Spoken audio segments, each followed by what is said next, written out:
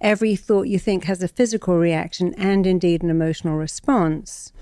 And here's another one. The mind learns by repetition. So when you think a thought a lot over and over again, it becomes real, even if it's not real. So if you think a thought, my neighbor's driving me crazy, they're so noisy, I can never sleep, I can hear their television, they're getting on my nerves, it'll become your reality. If you say, it's a little bit irritating, but I can put my headphones on, I can tune out, then you'll have a different reaction to the same event.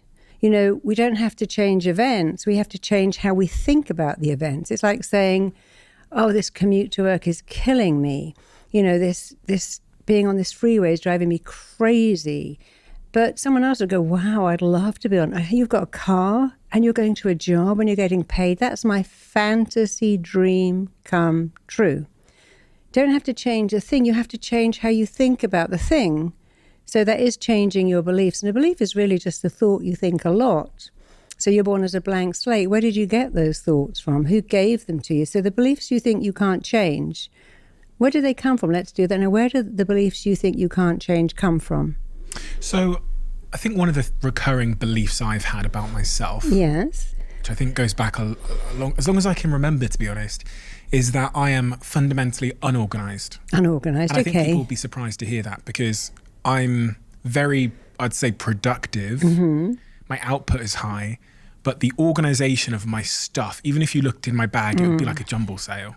My house as well, if I didn't have a cleaner, I think it would be, you know, it would be like a bomb had gone off in there. I heard you saying actually on a podcast that when you go, your hotel room is very messy and it upsets you, but not enough to make you change it. You've been listening. I have been listening. No, you're right. I think there's a habit or something that I've built into myself where I think I've told myself it's faster to be messy. Yes. But then the dissonance or the issue that I take with it is that's not who I want to be. I don't want to be a messy person. I want to be someone who comes into their hotel room, goes into their suitcase and hangs everything up so that tomorrow is easier. But what happens is I dive into the suitcase, pull my gym equipment out and run to the gym. And it's something I want to change because it's almost like this concession in my life where I've gone, well, that's just who I am. I'm just a messy person. And I think we all label ourselves. And of course, when things. you do that, now you're making it real. You say, you know, I can't spell, but my dad couldn't spell. And now it's genetic. So every time you say, I'm just a messy person, the strongest force in you and everyone in the world is you must act in a way that utterly matches up with how you have chosen to define you. So if you start by changing that and saying, I love being organized. It gives me such joy to be organized. I love putting, so when you say it, it will start to change. So for the last 3 weeks, I've been staying in a place with an amazing gym.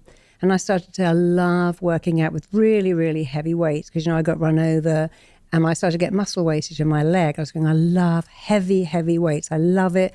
And I was really a Pilates yoga person. But for the last 3 weeks, I get up and I'm in the gym at 7:30 going, well, I love heavy weights. And I didn't like it before, but I decided to say it over and over again because when you say, state and affirm something, your mind must make it real. So all you have to do really is to start saying a lot, I love being organized. It gives me immense joy to put stuff away. I love it when everything's in its place and I'm in a hotel.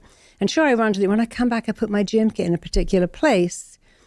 And I love that feeling of being super organized. And very quickly, it will start to change because you're thinking a thought that your mind has no choice but to make real.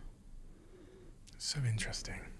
But it's also true, you know, you think a thought, and your mind can't help it. It has to make, you know, we did that thing with a lemon, didn't we, when you think you're eating a lemon. Have we ever done that? What's that? Oh, let's do it now. Oh, so good. Put your hand in front of your mouth. Yeah. Imagine you're holding half of a great big fat juicy lemon. Close your eyes and just put that lemon right up to your nose and breathe in that amazing lemon smell because nothing really smells quite like a lemon. Now squeeze that lemon so hard so that lemon drops pucker onto the surface. Stick out your tongue, lick off the lemon, open your mouth really wide and shove that entire lemon into your mouth. And I want you to start sucking and biting and chewing all the flesh. Literally bite into that lemon until the lemon drops burst onto your tongue. and your taste buds pucker and swell as you start to chew that lemon, suck that lemon, swirl that lemon all around your mouth. Keep eating the lemon, suck it, chew it, swirl it around. And then open your eyes. Did you start pumping out saliva? Yes, I did. And so here's a question. Was there a lemon? No, there was no lemon. That's true. There was no lemon. But you could also say yes, which is also true. They're both true. No, there wasn't, but yes, there actually was. Where was it? Where was the lemon that was making you make saliva? In my head. In your head. Yeah, it wasn't anywhere else. It was in your head. Just do another one. Put your right arm out towards me and just swing your arm behind you as far as it will go. And have a look at where it's gone. Just look behind you to notice where it is. Bring it back. I think you went up to like the third book on that bookshelf. I want you to imagine, close your eyes, and tell your mind, my arm's going to go a third further. I'm now like a bendy Barbie and Ken doll. My arm is so flexible, it's going further. I want you to imagine all the muscles in your right arm becoming super flexible like cooked pasta. Open your eyes, put your arm out, and say to your arm, you're going a third further now. You're going a third You're like further. a pretzel. You're super flexible. Super flexible. Go a third further. Go a third further. Swing your arm back and just watch as it goes a third further. Now look at how far it's gone. You were only up to the third book before. So what happened then? I just believed my arm was going to go further. And it did. Yeah. And you see, and for men, I get men who say, you know, I can't please my wife. I can't get an erection. I can't keep it going. And she's going to leave me. And if I tell them other things, you know, you're a great lover. You can maintain an erection for 20 minutes or 10 minutes, or the average is about 4.5 minutes. That starts to happen. They don't do anything else except listen to a recording that says you have longer erections. You can have a great sex life. You can wait until your partner orgasms. And it all becomes true because every time they say, but I can't do it.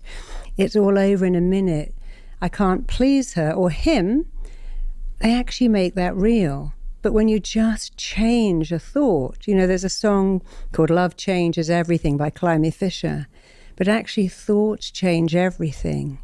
When you think a thought, it's such a game changer. Erections. Yes.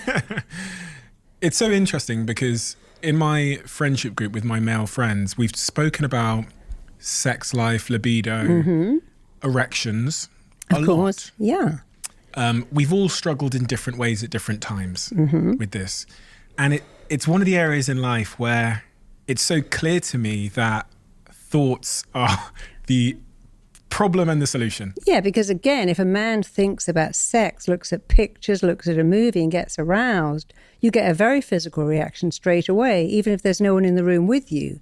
So that's a classic example of thinking a thought about being aroused, turned on, feeling sexually attracted, and your body makes it real even if there's no one there. And it can be at a wedding, can be an event, it can be highly embarrassing for a guy to get an erection in the wrong place. But if you think a thought, I'm turned on here, the body makes it. It does it for women too, but it's not so obvious for us. We can kind of hide it. But yes, it's a thought. I can't do it. I can. I'm going to fail. I'm going to succeed. Do you work with people often that have sexual dysfunction? All the time. Is it becoming more popular or more prevalent in your view? I think people are more able to talk about it. A lot of women kind of say, I can't orgasm. I can't orgasm at all. I don't know what to do. All my friends are having massive orgasms, but me, the more I try, the harder it is. I don't think that's true. Apparently our grandmothers had more sex than us.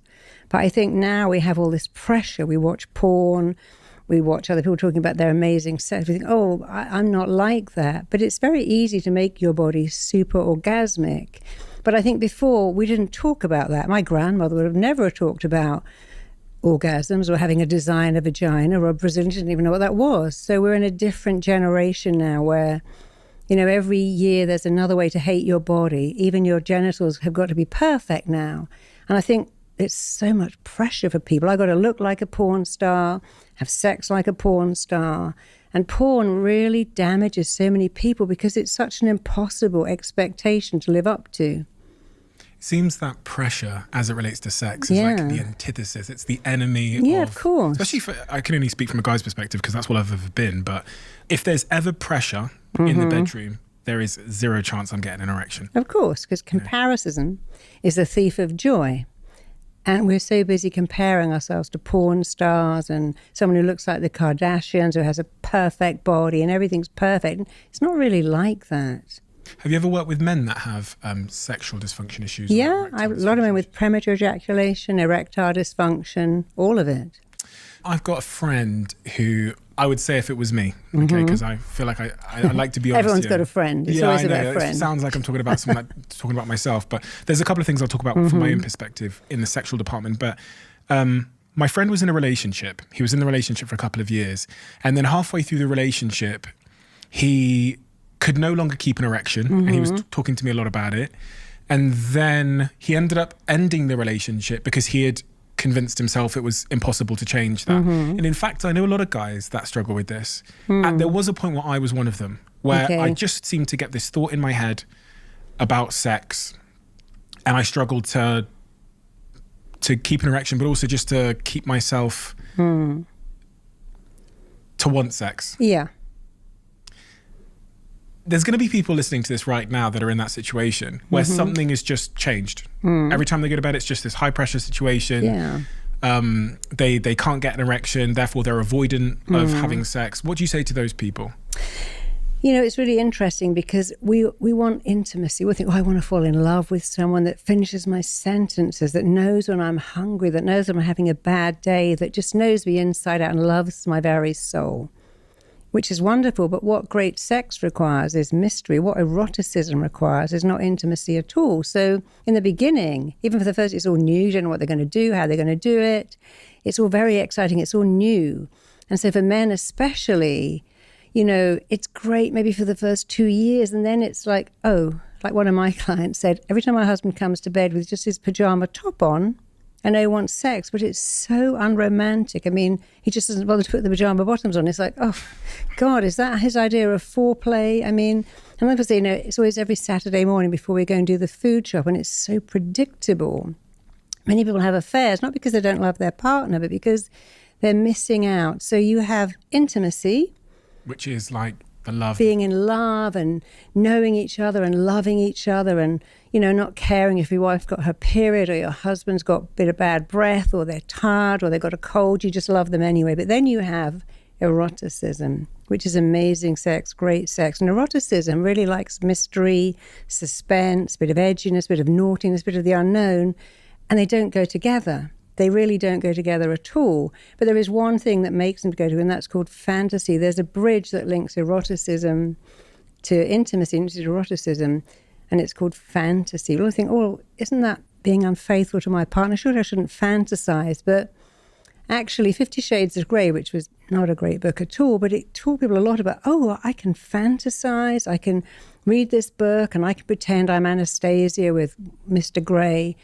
And that book did so well because it allowed people to fantasize.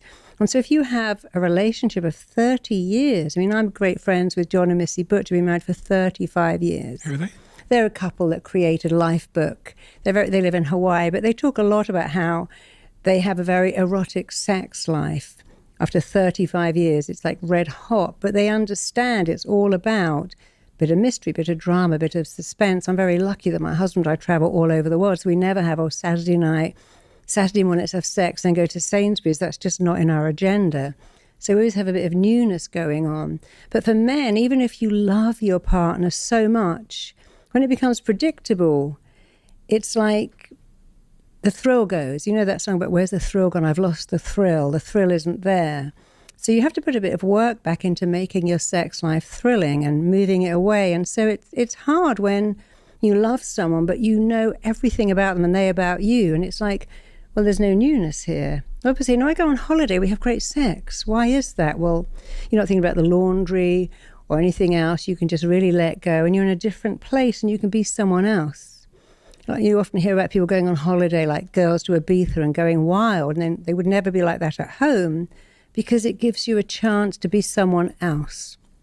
So sometimes in your sex life, you have to take that chance and use drama, mystery, suspense, edginess. Just like I was telling one of my clients, I went home and said to my husband, dominate me. He said, what shall I do? She went, well, dominate me. He said, yeah, but what? She said, well, that's the point. Don't ask me, how can you dominate me if I have to tell you what to do?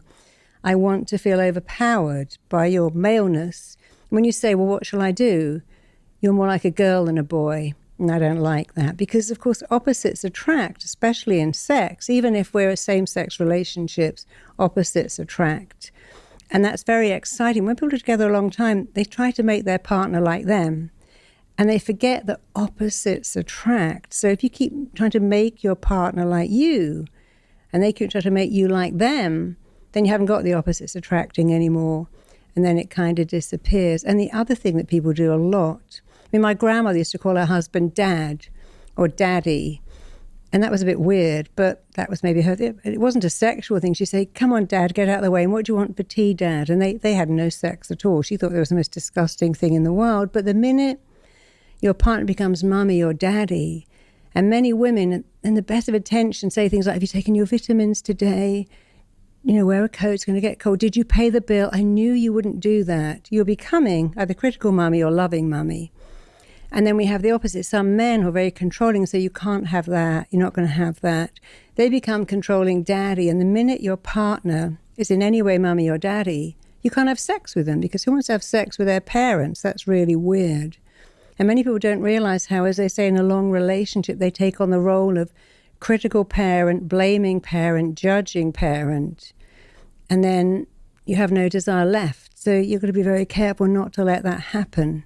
And especially when you have children and then you say, Mummy, can you get Andy a tissue? Daddy, can you get Susie her gym bag? And even though you don't mean it, you're now saying Mummy, Daddy. People do that with their pets even. Daddy, take Toby for a walk, or Mummy, and it's like, it really messes up your sex life to call your partner Mummy or Daddy.